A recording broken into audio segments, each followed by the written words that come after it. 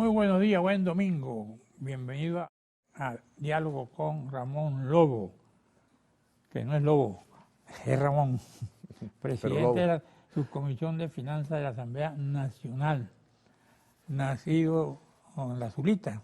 La Zulita, Estado Mérida. La Zulita, Estado Mérida, cerca del Zulia. Nació en La Zulita y se puso rojito. Ajá. Siempre. ¿Cómo? Siempre rojito. Sí. ¿Cómo estás tú? Bien, bien, chévere. En primera instancia, bueno, ¿Cómo ves aprovecho tú para saludar a toda Venezuela. ¿Cómo tú ves la situación del país en este momento? Mira, andamos en una perspectiva muy positiva y así lo reflejan las variables económicas, que es necesario destacarlo, y lo he dicho particularmente en los últimos meses, donde por lo menos el principal problema que agobió a la población venezolana hace unos cuantos años y particularmente después del esquema de las sanciones impuestas, que ha sido la variación del nivel de los precios, que la conocemos como la inflación, ha mostrado un comportamiento sumamente interesante que no se había reflejado en los últimos 12 años. De acuerdo a los datos del Banco Central de Venezuela, cerramos abril con 2% y lo que es el acumulado de enero a abril está en el 6,3%, que si lo comparo con ese mismo acumulado en el año 2023 estaba aproximadamente en el 87%. Pero adicionalmente... ¿Eso por qué? Bueno, eso porque hemos logrado de una u otra forma incrementar los niveles de producción, pero también hemos recuperado la confianza en la utilización del bolívar, producto de la misma estabilización que nosotros hemos ido logrando y alcanzando. ¿El bolívar existe? El bolívar existe y circula también. Sí. Fíjate que hay un dato interesante, Carlos, y vuelvo atrás para un dato también que queremos compartir, que hace aproximadamente 4 o 5 años la transferibilidad comercial de las divisas era superior al bolívar. Había una relación aproximadamente en promedio 55-45, inclusive en el año 2021, en el primer trimestre llegó hasta un 65% de la utilización de divisas. ¿El dólar? Sí, mayoritariamente el dólar, pero es que también tenemos el peso, el euro para los Andes y también tenemos el euro. Entonces ellas tres se combinan y esa relación hoy día es opuesta, aproximadamente, de acuerdo a los últimos valores que hemos podido apreciar, cifras, un 55-56% se transa en bolívares y la diferencia en divisas con estas tres que nosotros estamos señalando. Y eso es producto de esa confianza que hemos ido recuperando partiendo de la estabilidad en los precios, que quería destacar otro valor, porque a veces nosotros vemos mucho repique en los medios de comunicación cuando los niveles o los números no son favorables y a veces nos quedamos en la difusión. La anualizada de abril 2023 a abril 2024 es aproximadamente el 67%. ¿Qué me indica eso? Que con un comportamiento similar como el que se ha reflejado en el primer cuatrimestre, nosotros vamos a cerrar el año con índice inflacionario de 2 cifras. ¿Cómo se refleja eso en la población? Más de 6-7 años. Eso se refleja en la población en la posibilidad de ir mejorando el poder adquisitivo, es decir, los ingresos nominales que usted tiene cuando va al mercado, tú compras en hoy una oportunidad, y cuando vuelves al mercado puedes adquirir una cantidad similar de bienes y servicios, situación que hace 3 o 4 años no era así. ¿Cómo? Bueno, nosotros, por ejemplo, por decir algo, con 100 bolívares comprábamos 5 productos. Con esos mismos 100 bolívares, cuando volvía al mes, no compraba 5 productos, sino 2 o 1.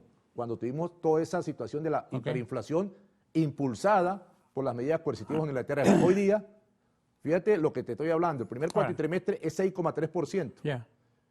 Lo que es la inflación acumulada, la variación del nivel de precio.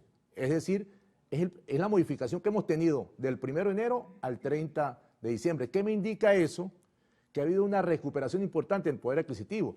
En el ejemplo que le dije anteriormente, si yo voy con 100 bolívares, adquiría 5 productos. Hoy día, si voy con 100 bolívares, adquiero casi los mismos 5 productos. Eso indica una estabilidad que me ayuda en lo que nosotros conocemos como el ingreso real. Pero tú te has dado cuenta, y tú debes saberlo, porque a ti te deben comentarlo, tú cuando llegas a un supermercado que te piden dólares, no bolívares. No. O tarjeta de crédito. No, el bolívar también. El bolívar es aceptado y nosotros siempre lo hemos manifestado. Yo sé, digo, y debe ser, mira, es la moneda... Le cuesta a la gente recibirlo ahí. De curso legal. No, bueno, pero para eso están las instituciones que nos tienen que ayudar a cumplir la ley. Por eso. Porque en Venezuela no se prohíbe la circulación de otra moneda. Por eso.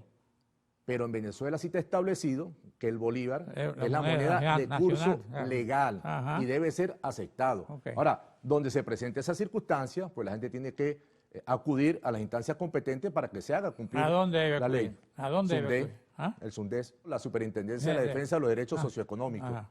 Eso tiene que ver no solamente para la denuncia sobre la variación de los precios, las alteraciones, Ajá. sino también para el cumplimiento de y la defensa de los derechos económicos. La canasta alimentaria, dice aquí, familiar de abril se ubicó en 552.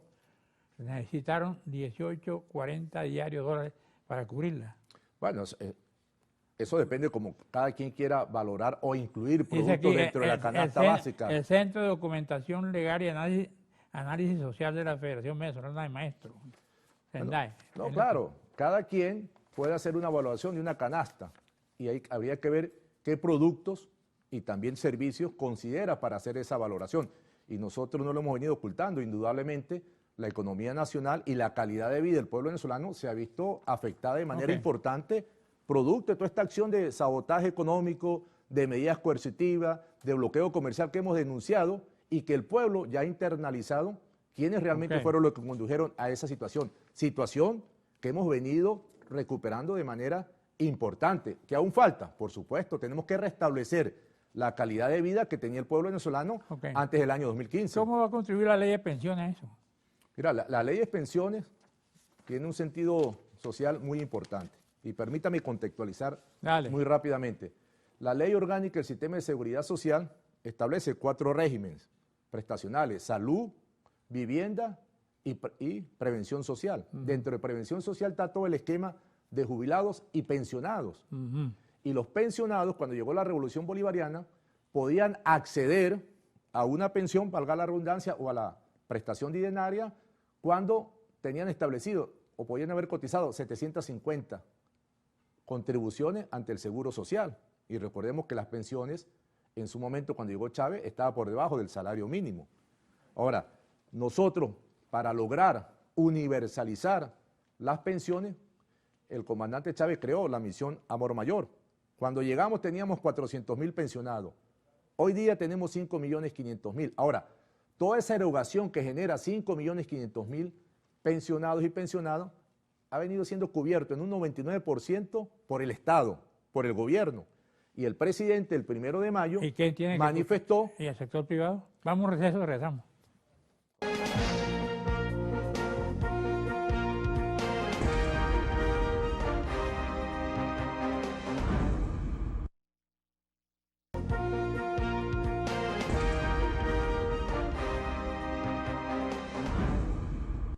Ramón Lobo, aproximación a la filosofía de la gestión política venezolana en tiempos de revolución y de asedio imperial. Este es un libro suyo. Sí, sí, es un trabajo que ¿Qué te inspiró logramos publicar.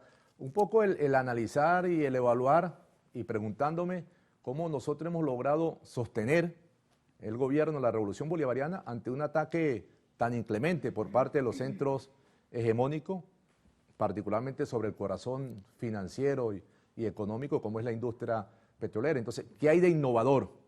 Y precisamente hicimos una valoración, revisamos algunas teorías de una manera muy básica y nos conlleva a plantear que lo que realmente nos ha permitido trascender es lo que está establecido en la exposición de motivos de la Constitución de la República Bolivariana de Venezuela, que es la gestión pública compartida, es decir, la incorporación del pueblo organizado en distintas expresiones en el quehacer diario. Y ahí está el elemento diferenciador y esta gestión pública disruptiva que nosotros hemos caracterizado de un pueblo empoderado que de manera conjunta con el gobierno ha logrado sortear todas estas acciones. Entonces tenemos un esquema de leyes del poder popular, 3 en total que se han construido, pero también tenemos elementos que caracterizan la gestión como es las misiones presidenciales y la unión cívico-militar. Y eso nos ha conllevado a construir una gestión pública bidireccional, es decir, entre el sujeto de la acción del gobierno, que es el pueblo, y el Estado, que tiene esa responsabilidad, o el gobierno cuando lo enfocamos desde el punto de vista ejecutivo, y ahí nosotros logramos expresar esa idea o esa teoría, y todo parte de lo que hemos denominado la participación popular, que impulsó el comandante Chávez y que está muy bien expresada en el Libro Azul, que es el sustento de esas teorías que luego se transformó en la Constitución. Y consideramos la Constitución como la filosofía política del Estado. Y los distintos planes de desarrollo que se han establecido, el plan de seccional 2001, 2007, el plan Simón Bolívar, el plan de la Patria 1, el plan de la Patria 2, son los planes de gestión pública que me ayudan a cumplir esa filosofía política que ahí está establecido. Adicionalmente, ahí incorporamos lo que es el 1/10 del buen gobierno. Es una relación aún más directa desde la instancia nacional, de la instancia estatal y la instancia municipal con el pueblo, utilizando y aprovechando las herramientas tecnológicas.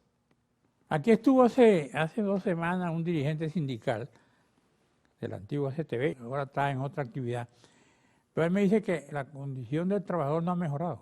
¿Tú qué dices? No, ha mejorado, por supuesto, no hemos logrado restablecer los niveles que nosotros impulsamos antes del año 2015. Estamos en camino hacia esa circunstancia y nosotros la condición laboral del trabajador no solamente la tenemos que enfocar por los ingresos nominales, también por lo que nosotros llamamos el salario integral que se puede desarrollar. Queremos mejorarlas, por supuesto. Fíjate, y para retomar rápidamente el tema de los pensionados. Del salario integral, ¿cómo es eso? Bueno, el salario integral es lo que nosotros consideramos como, aparte del salario mínimo, lo que corresponde en estos momentos al bono de la guerra económica, a la cesta económica y los beneficios. Que lo estamos recibiendo los trabajadores. Lo estamos recibiendo los trabajadores y las trabajadoras. ¿Está bien, bueno? Y los beneficios que el gobierno en su conjunto le genera a la clase trabajadora. Por ejemplo, nosotros ahorita aprobamos la ley del régimen prestacional de vivienda y hábitat, donde se incorporan los trabajadores a la toma de decisiones que están establecidos o asociados al Banco Nacional de Vivienda y Hábitat.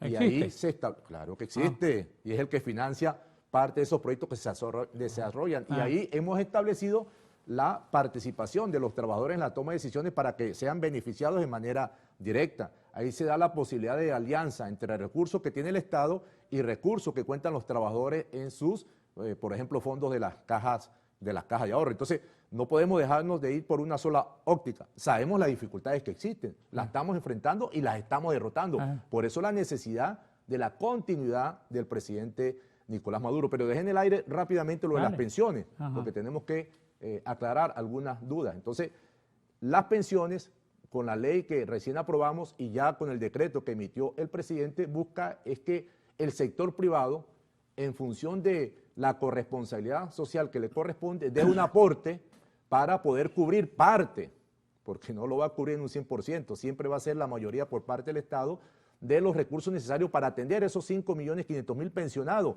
Y por supuesto, bajo nuestra consideración, la posibilidad de mantener en el tiempo y mejorar las condiciones. Entonces, en la ley establecimos hasta un 15% sobre la nómina que paguen las empresas, pero el presidente lo consideró en un 9% y exoneró a todos aquellos que están considerados como emprendedores y que estén registrados debidamente en la instancia que tiene designada para tal fin el Ministerio de Economía, Finanzas y Comercio Exterior. Esto es un asunto importante, ya lo decía el presidente, y ahí nosotros también destacamos la visión social que, a pesar de las dificultades que hemos pasado, siempre mantiene como perspectiva el presidente Nicolás Maduro.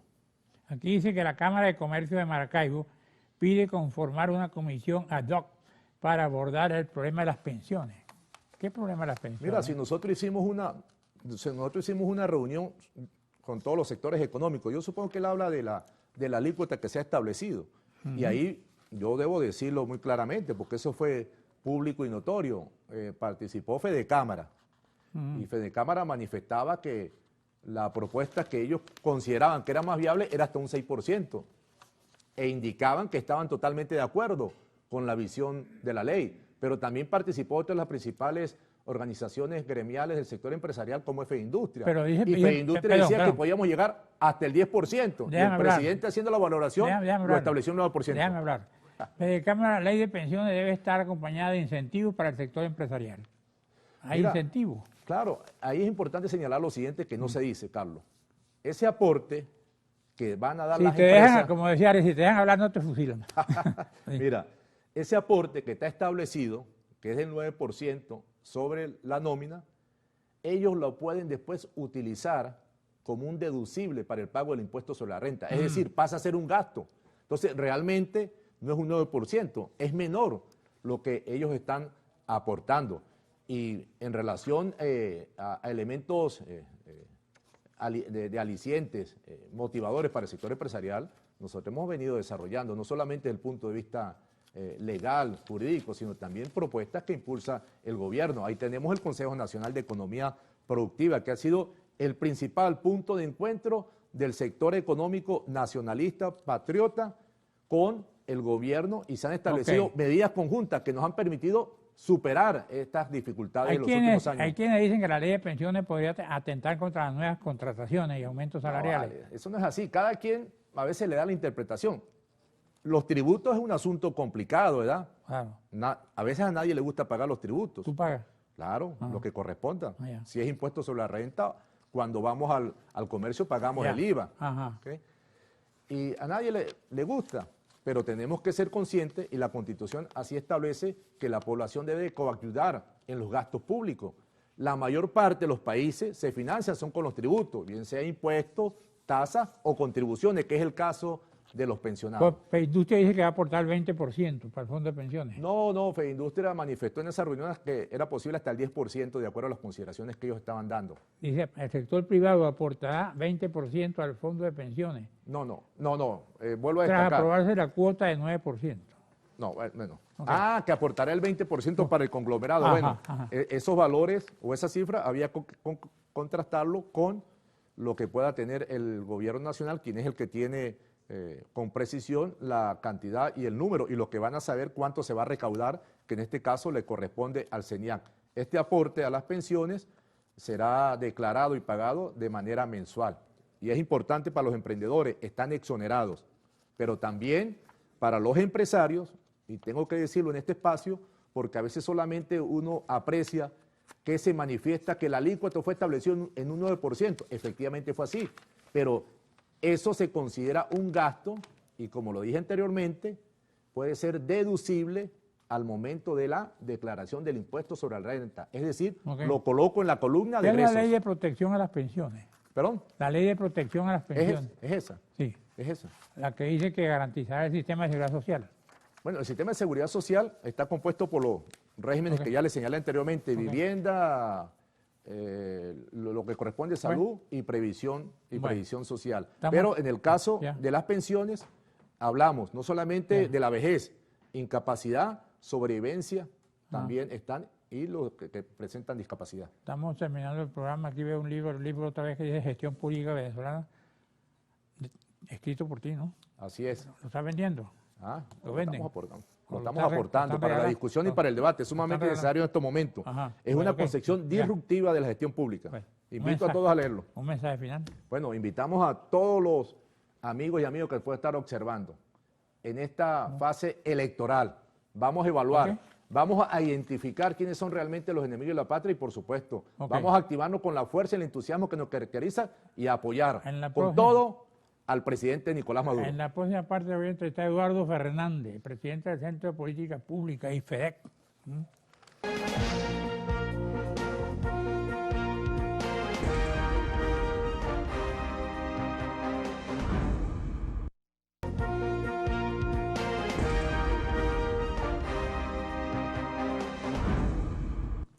Bueno, ahora voy a conversar nada más y nada menos con Eduardo Fernández, presidente del Centro de Políticas Públicas, IFEDEC, y destacado hombre de la política venezolana con mucha experiencia y muchas arrugas y muchas canas.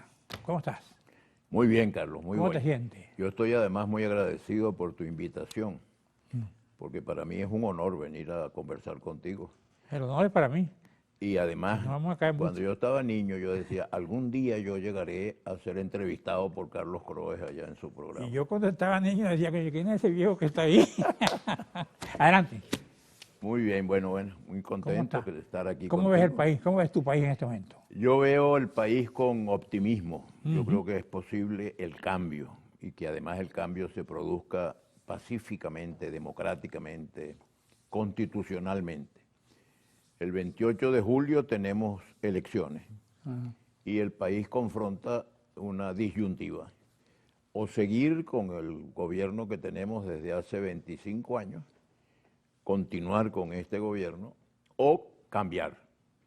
Y el candidato que tiene mayor posibilidad de lograr el cambio es Edmundo González Urrutia, Claro. que es un amigo mío de hace muchos años, una persona a quien yo estimo mucho, y que creo que ha sido una aparición providencial.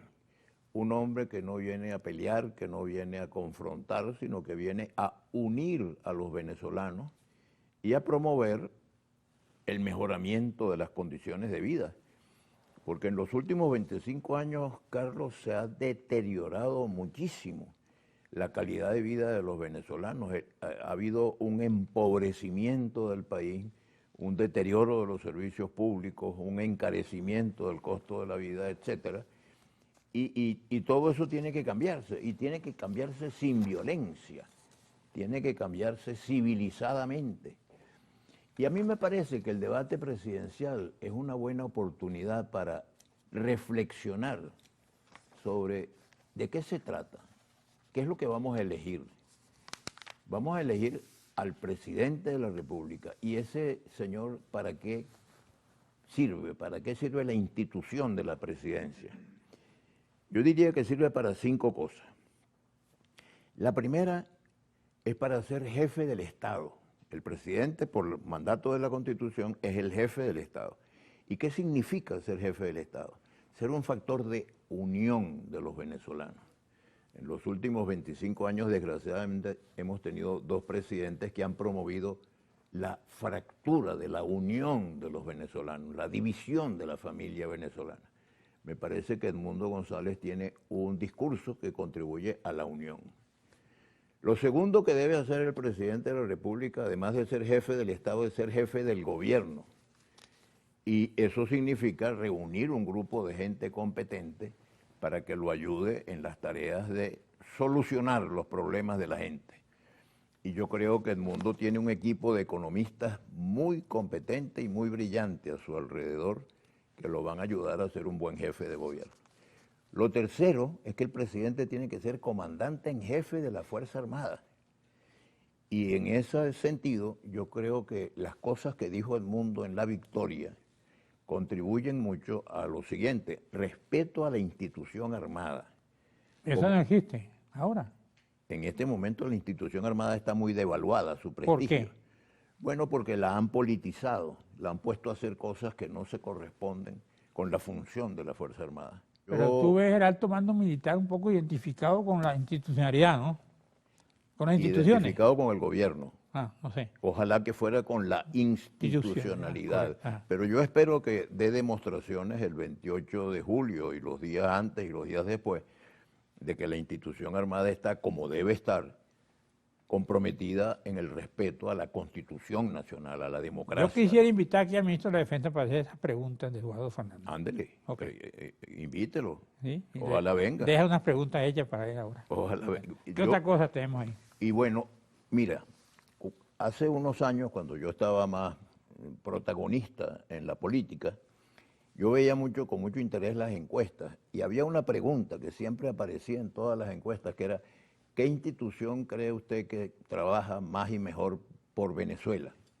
Y ahí normalmente salía en primer lugar la Iglesia Católica, salían los medios de comunicación social, etc. Y salía la Fuerza Armada. Últimamente no, últimamente la Fuerza Armada no aparece como una de las instituciones de más prestigio. Okay.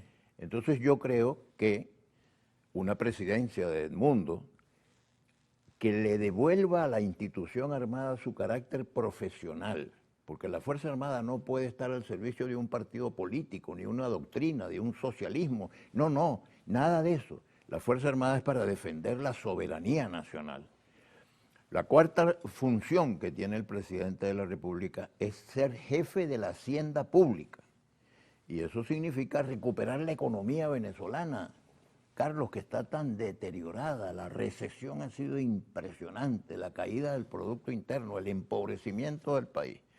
Reunir un grupo de economistas que ayude a que Venezuela se levante, y Venezuela tiene un potencial fabuloso de crecimiento económico. Antes que tú estabas aquí, estaba Lobo. que es un dirigente oficialista Ajá. merideño. Ajá.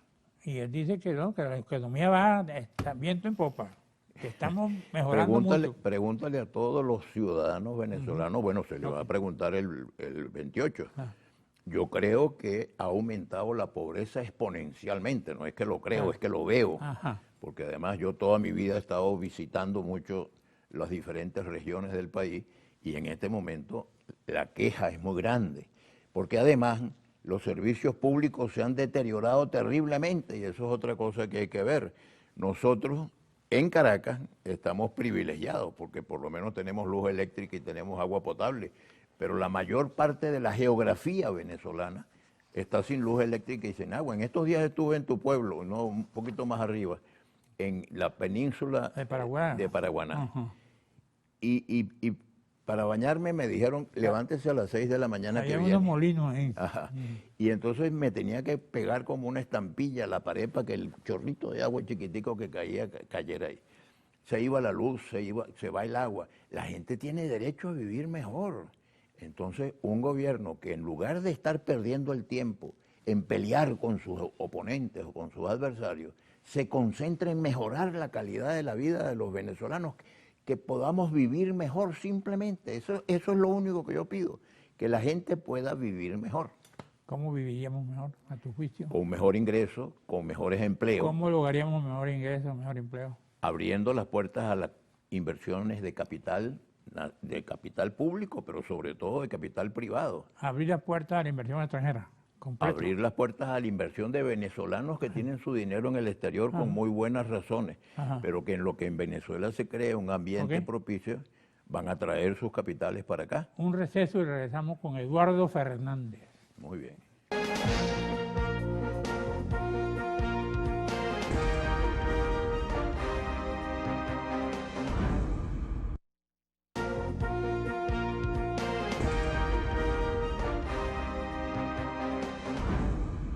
Bueno, conversando con el doctor Eduardo Fernández, y él dice aquí, a Maduro le conviene el cambio porque Venezuela necesita paz y civilidad. Eso lo dijiste Claro, tú. claro.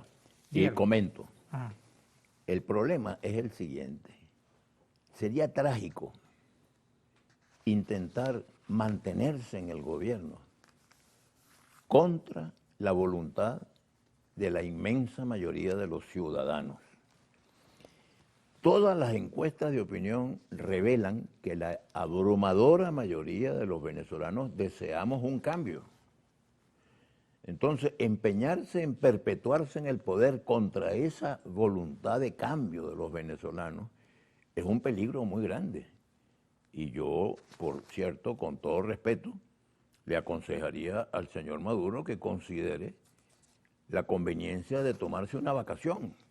Tiene demasiado tiempo y Bolívar, en el discurso de Angostura, Simón Bolívar, el libertador, dijo, no es bueno que el poder permanezca demasiado tiempo en una sola misma mano, porque el pueblo se acostumbra a obedecer, Y usted va a mandar. el otro se acostumbra a mandar, de donde Pues- surge la tiranía y la dictadura. Aquí leo, por ejemplo, en últimas noticias, Diosdado Cabello, imperialismo está en campaña por las redes con encuestas falsas.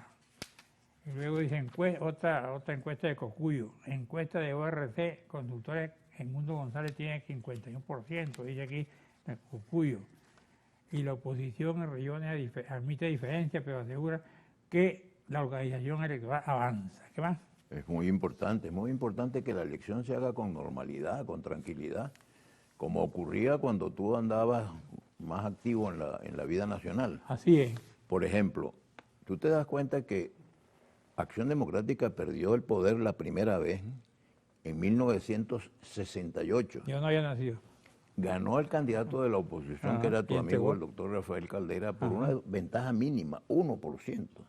Y Acción Democrática, el presidente de la República, honor a él, Raúl Leoni, el candidato presidencial Gonzalo Barrios, el jefe máximo de la organización Rómulo Betancourt, reconocieron el triunfo de Caldera, que ganó por 1%. Claro, Caldera me lo confesó en una entrevista que le hice yo al final, por cierto, muy amena, ¿no? La entrevista que tuve con Caldera, tuve como varias Él entrevistas era muy con él. ameno, sí. Y yo le digo, mire, al final digo, presidente, ¿y usted no toma ni agua, ni nada. ¿Cómo no? Y entonces se metió y sacó y whiskycito. brindamos un whisky. O cocuy. Cocuy. Él bebía No se puede cocuy. decir cocuy Le mandaban una en televisión. Le mandaban una Algo. botella de Siquisique, de allá del Siquisique, estado Lara, sí, donde sí, hacen sí. el mejor cocuy en Venezuela. ¿Qué otra cosa me vas a decir? Te voy a decir que yo creo mucho en el futuro de Venezuela. Ok.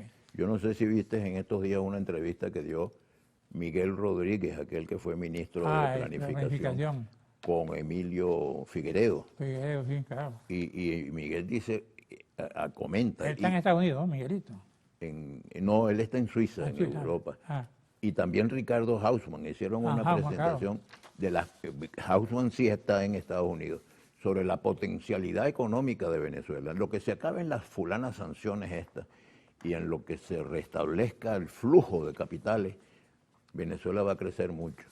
Y va a crecer sobre todo en un área, que es el área de turismo. Y en el estado Falcón hay un potencial de turismo sí hay. magnífico. lo reconoce todo el mundo. Todo el mundo. Sí. Así es. Capataria, Punto Todo, Fijo, Paraguaná, empezando por Capataria, todos los por sectores supuesto. del país. Tabajuro, todo eso. Eduardo Fernández, el próximo gobierno no puede ser de venganza ni retaliación. Claro, tiene que ser un gobierno de unión y de progreso. Eduardo, si tú llegas, vamos a hacerte un ejercicio. Si tú fueras el candidato de oposición, fueras a la elección, ganaras la elección por cualquier cantidad de votos, ¿cuál sería tu primer actividad con los demás? Declarar que organizaciones políticas? suspendemos el lenguaje de confrontación y convoco a la unión de los venezolanos. Tú ganarías un pacto de Punto Fijo.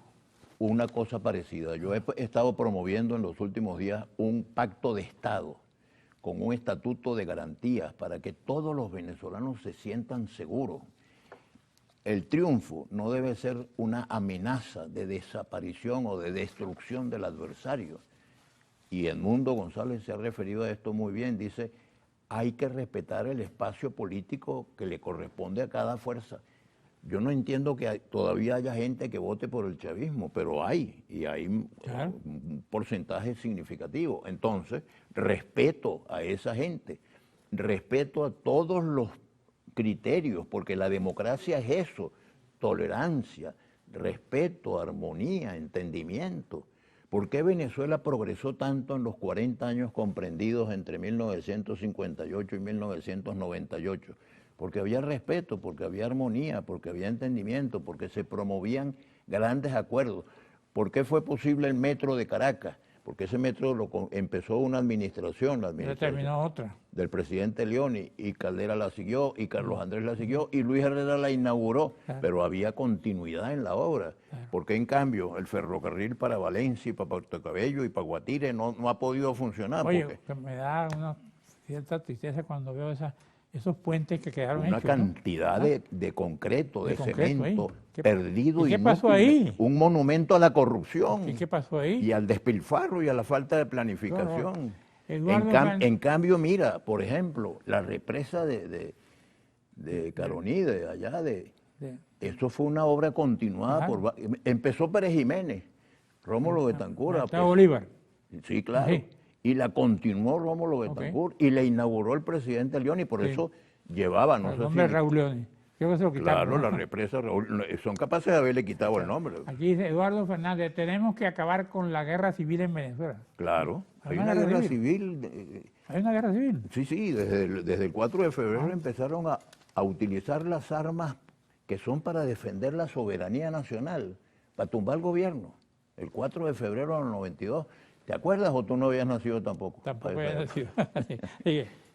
Bueno, entonces ¿Qué ya otra cosa me puedes decir ya? Estamos hay terminando el que programa. hablar positivamente del país, hay que querer a Venezuela y a los venezolanos, hay que promover Eduardo, ¿con quién te entiendes tú mejor en el gobierno? en el gobierno. Oye, con muy poca gente. ¿Sí, no? Con muy poca gente, no son muy ¿No dialogantes. conversas con ellos? No son muy dialogantes, no son muy dados al diálogo, son más bien arbitrarios, pretenden imponer sus puntos de vista ¿Y en la oposición? y ya basta. ¿Cuál es tu mejor aliado? Converso con todos los venezolanos con el mayor afecto y el mayor cariño. En este momento, tal vez con quien tengo mayor empatía es con Edmundo González Urrutia. Ya lo veo. Ok. En cualquier rato... En esto ya estamos recordando a un personaje que yo lo entrevisté también, que yo lo admiré mucho, Aristides Calvani. Gran persona. Esas personas El no han instituto, por regresado al cierto, país. en la presentación dicen que yo soy presidente de un Centro Internacional de Políticas Públicas llamado IFEDEC. Ajá. El nombre verdadero de ese centro es Aristides Calvani, porque lo fundó Aristides Calvani. Calvani fue un gran canciller, un gran ministro de Relaciones Exteriores. Tipo muy serio. Y amigo suyo. Seguro, muy amigo. Claro. Y todavía sigue siendo amigo. Claro. Bueno, Muchas gracias. muchas gracias a ti. En la próxima parte voy a conversar con la doctora Judea Cedeño, médico cirujano especialista en medicina biointegrativa. Wow. Bueno, Me provoca quedarme para sí, oír señor. eso. Es que Oiga.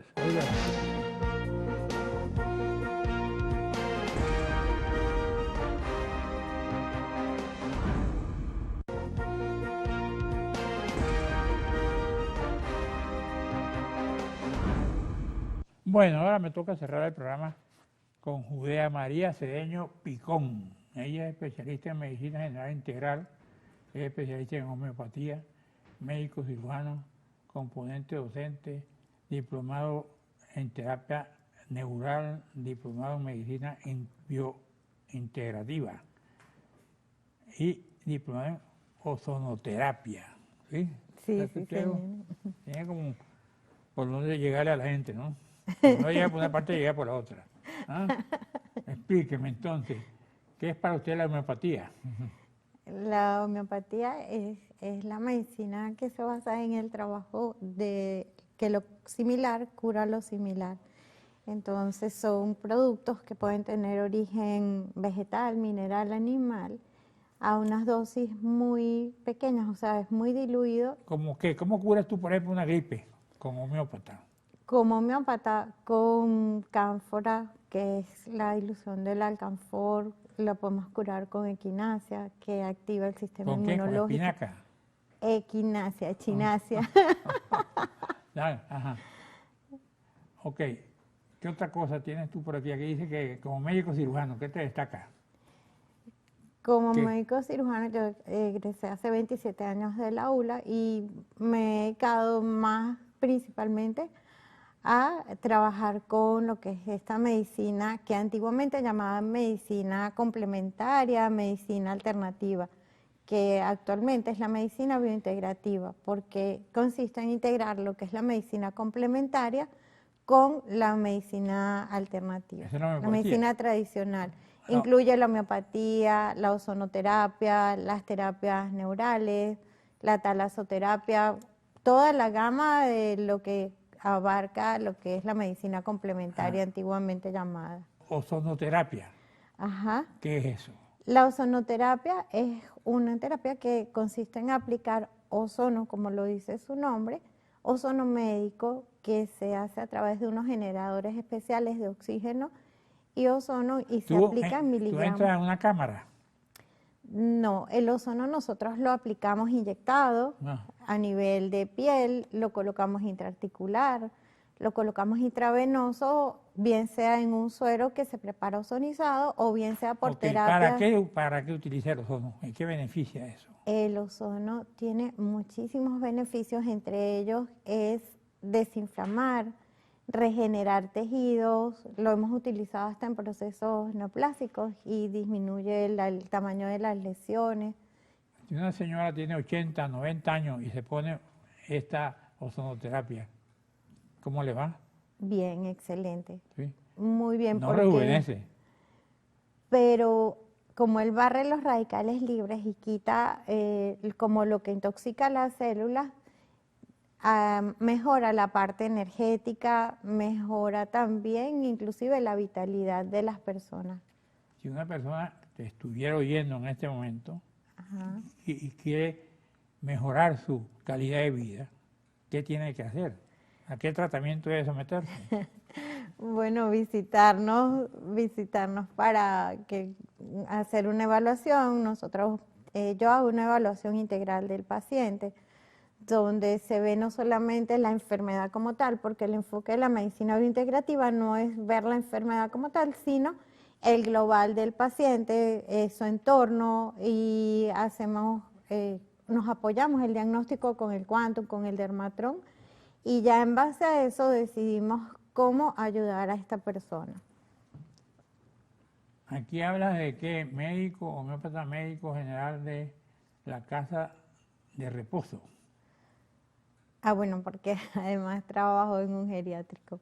Por eso es como, o sea, y apoyo a un grupo de personas de la tercera edad que valoro y cuido, pero ya es como un trabajo extra. Ajá. Pero principalmente mi trabajo es con la parte de homeopatía, sueroterapia, ozonoterapia, todo lo que tiene que ver para terapias del dolor. En la medicina tradicional frente a la medicina alternativa. Las dos tienen cosas súper importantes, por eso es que surge la medicina biointegrativa, porque se toma lo bueno de ambas. Ah. ¿Qué otra cosa me puedes decir sobre tu profesión? Bueno, sobre lo que hacemos, No sé, ustedes. la ¿Cómo está la homoterapia en el país? ¿Se ha extendido? Perdón. Homoterapia. Ah, la automoterapia. Bueno, realmente son pocos lugares donde lo hacen. Ajá. Y realmente hay muchas cosas que debemos tener cuidado, porque esto ha hecho que la gente, todo el mundo hace de todo, y estas son terapias delicadas. La ozonoterapia, la automoterapia mayor, es una terapia que consiste en sacar la sangre, pasarla a un equipo que ozoniza esa sangre y regresarla al paciente. Nosotros en el centro donde yo trabajo lo hacemos en esferas, en sitios totalmente, un circuito totalmente cerrado, y con toda la seguridad para el paciente. Hay sitios y hay pacientes que han llegado a nuestro lugar que refieren a hacérsela de una manera diferente, o técnicas que les dicen que es automoterapia mayor, pero realmente no es el principio de lo que se hace. ¿Cuándo debe hacerse una persona este tipo de tratamiento? ¿Qué síntomas debe sentir?